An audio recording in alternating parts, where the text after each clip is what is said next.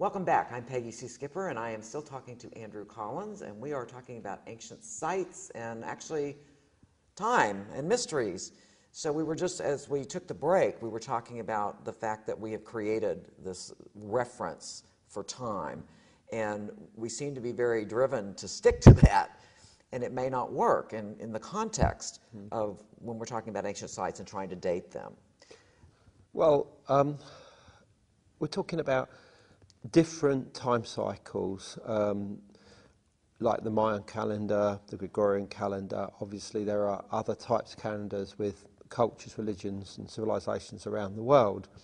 And we see them all as interlinked, and indeed, as far as objective reality is concerned, they are. But in actuality, instead of seeing them all as interconnected cogs, all linking and all moving, either faster or slower, but linked, there is a strong possibility in the quantum world that all those cogs are not actually connected. They're just going around. They're not linked to each other. And yes, they can be going around at the at the same speed, if you like, as others, but some of them won't be going around in the same speed. In other words, time may be variable under certain circumstances. Part of the things that I'm working on at this very moment is a new book called Light Quest, which is tackling the whole UFO problem from a completely new angle. Oh, good. The idea that UFOs are nuts and bolts spacecraft from another planet, I personally don't agree with. I see them more in terms of manifestations from pure energy that can virtually take on any form that we want them to be, basically. This is something that's been around for a while, but I'm taking on to the next level. But that when people get too close to these, they're drawn into what I'd call a shifted reality.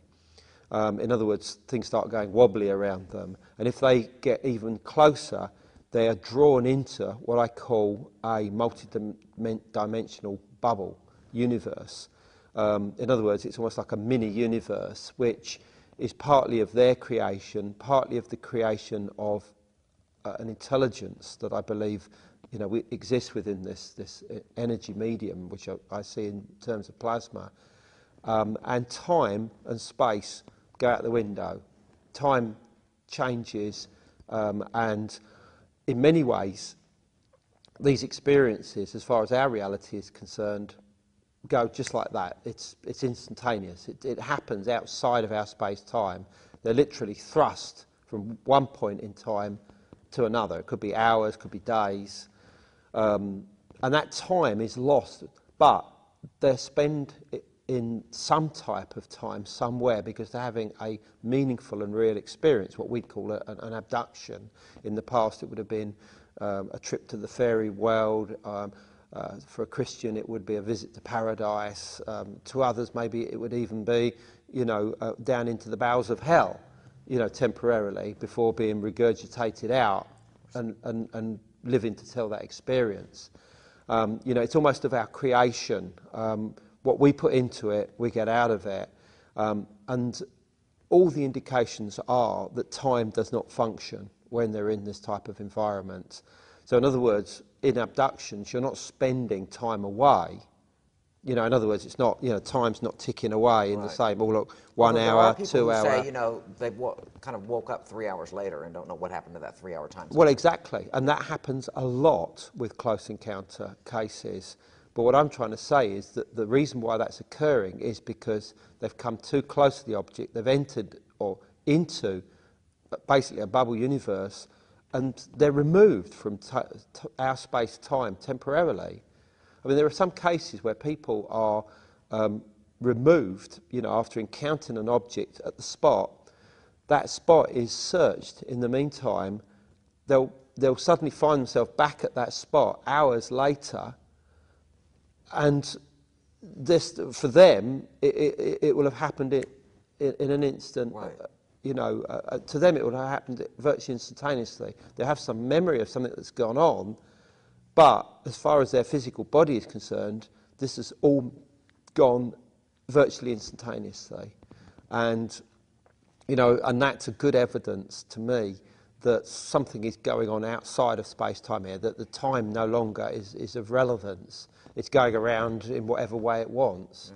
I mean, the legends to do with the fairy world in the past, which come from various parts of the world, show that, that these type of stories exist in the past everywhere. And the same type of thing, people would be removed into the fairy realm, they'd you know, eat and drink with them, you know, they'd encounter things, whatever. Then they'd come back into the physical world, and years would go by, sometimes even centuries, some of the stories. And this is what I've been putting into this new book, Light Quest, which will be out hopefully later on this year.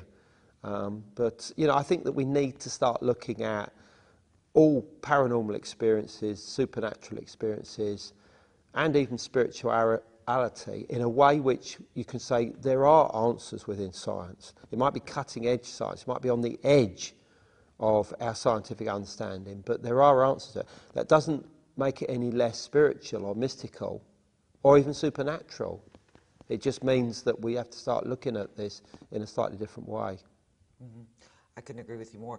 And you know, when we talk about aliens, you mentioned that earlier, one of the things I always say to people is, come on people, let's face it, we're all aliens. You know, none of us sprang from a rock on planet Earth. We all came from somewhere else to get here. So I think it's interesting that some people can be very closed-minded about that.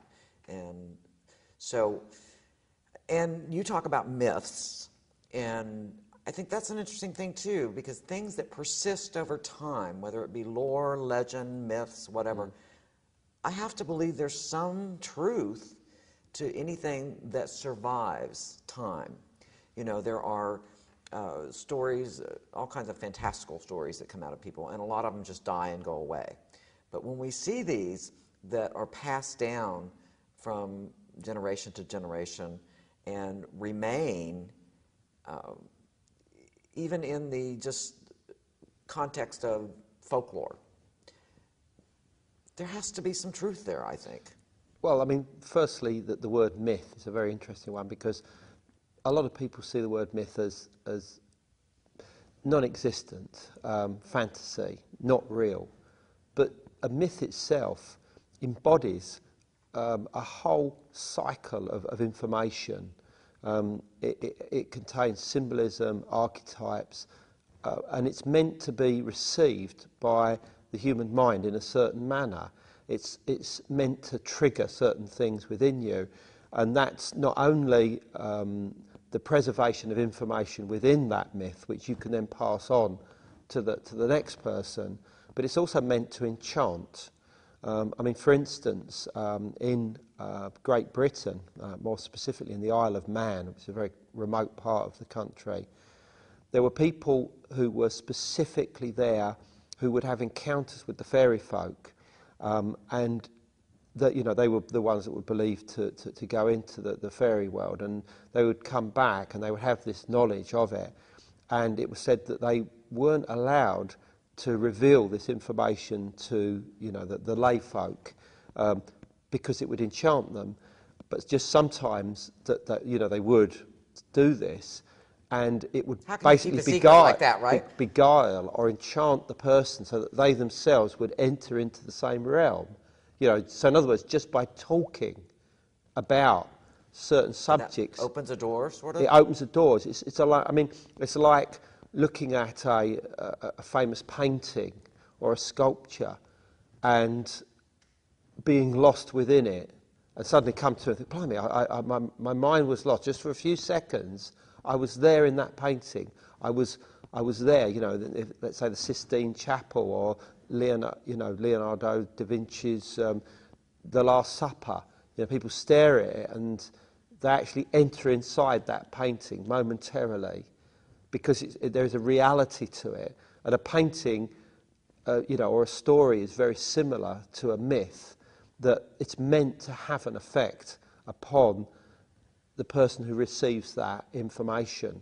You know, it's meant to cause change within the mind, and that's it. I mean, obviously, the way it's told, the nature of the content, how much the original myth has been preserved within within it, as it's retold from generation, obviously has an effect. You know, and this is magical, very important. Whereas similar stories, let's say like a joke, telling a joke doesn't have the same effect. You know, I mean, all right, you might laugh at a certain joke, it might make you fall over the floor with laughter, but other jokes, somebody tells you, and you think, I don't get it, that's not funny. Yeah. And the reason being is that quite clearly, you know, the emphasis of the joke, if it's not funny, has been lost somewhere along the line, or it was badly constructed in the first place.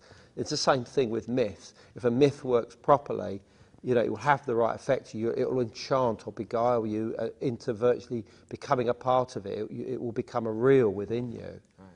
That is interesting because as you were talking about that, the feeling I was getting, well, that may be the sort of the answer to why one person can paint a painting and it become a masterpiece, and another person paint a painting and maybe have technically the same skills. Absolutely. But is the same energy put into it that's going to then affect the viewer? Oh, I love that. Yeah. I think that is very Absolutely.